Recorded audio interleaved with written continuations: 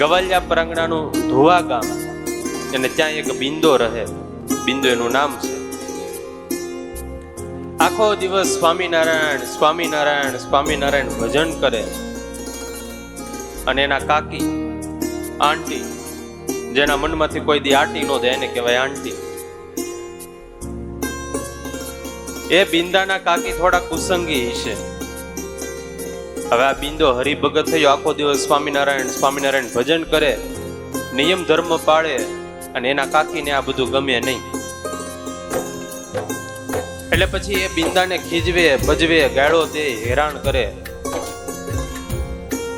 બિંદાને તો ગાળો દે, પણ સાથે સાથે ભગવાનને પણ ગાળો દે, મહારાજને પણ ગાળો દે કે સ્વામિનારાયણ આવા છે, સહજાનંદ સ્વામી આવા છે, 3 છોકલા વાળો આવો છે, અરે આ સ્વામિનારાયણમાં શું ભાળી ગયો, સહજાનંદમાં શું ભાળી ગયો, આવા ન કહેવાના શબ્દો બોલ્યા કરે. અને આમ કરતા કરતા વર્ષો પસાર થયા. મરવાનું ટાણું આવ્યું, અંતિમ દિવસો ચાલે, અને એમાં કાકાશ્રી આવ્યા.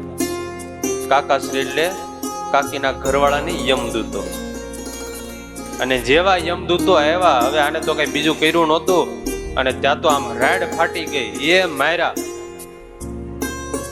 અને આમ જ્યાં રાડ ફાટી ત્યાં તો આમ અંજવાળા પથરાણા ને 3 છોકલાધારી મહારાજ પ્રગટ થઈ ગયા.